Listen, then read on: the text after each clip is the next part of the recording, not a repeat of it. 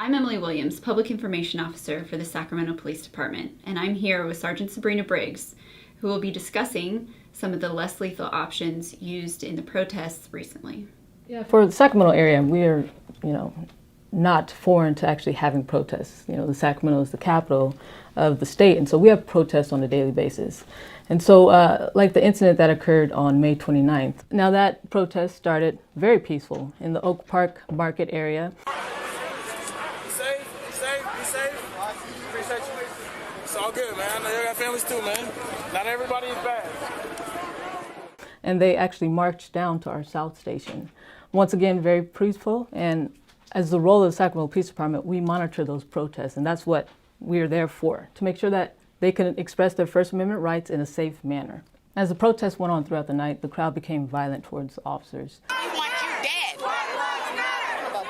Bitch, we want them to try to do a caravan so we can go piss on your grave, bitch. I mean, at one point they were throwing bricks, they were throwing bottles, they were throwing large objects and striking our officers.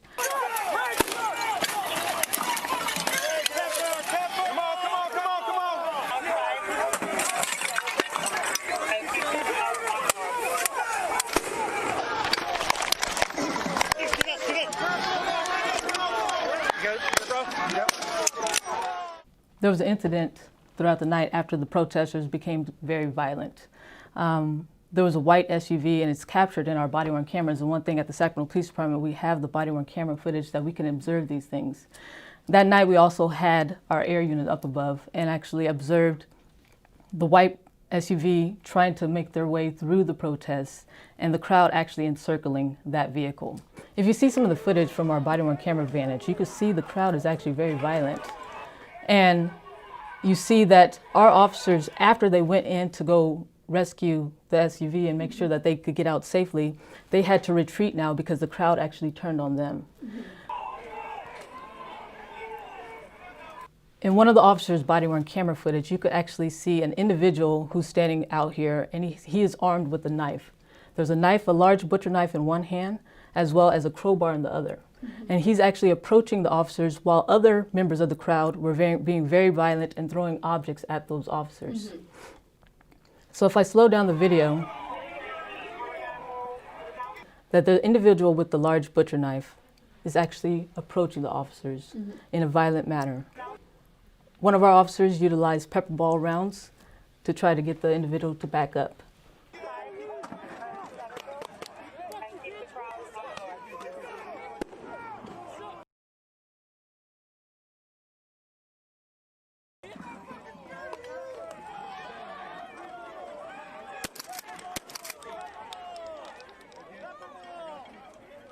As you can see, the pepper ball rounds were ineffective, and that individual continued to approach the officers, which prompted another officers to utilize our beanbag shotgun rounds. Mm-hmm.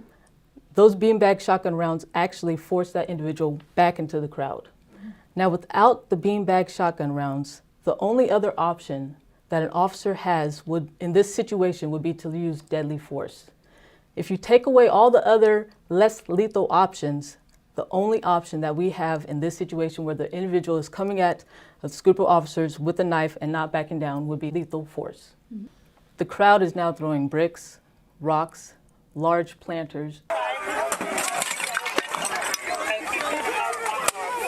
At one point, they even threw a lit firework at our officer.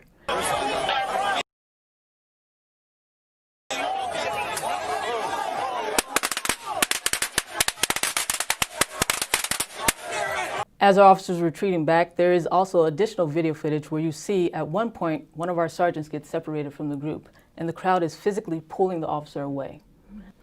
So also, there's been a narrative, these protests have been peaceful. Like I said earlier, throughout the night, these weren't peaceful protests. They were throwing objects at our officers. At one point, hitting one of our officers, they actually slipped and fell, where the group actually had to turn their attention to pull and rescue that officer out of there.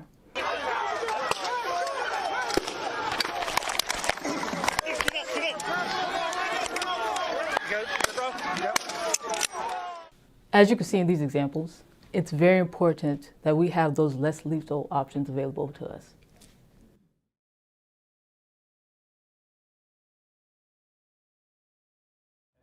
Hey guys, my name is Officer Daniel De Leon. I'm with the Sacramento Police Department. We're going to go over some of our less lethal options that we have available to our patrol officers as well as all our officers on the department. On the table, I got some props for you. We got our beanbag shotgun round, our exact 40 millimeter round, our pepper ball round, and that's a 9mm that we carry and we use only for lethal force scenarios.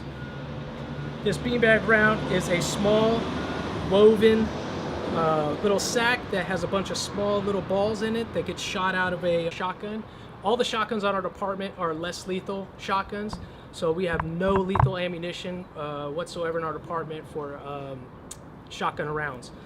All our officers are trained on the less lethal shotgun, as well as all of our officers are issued their own less lethal shotgun.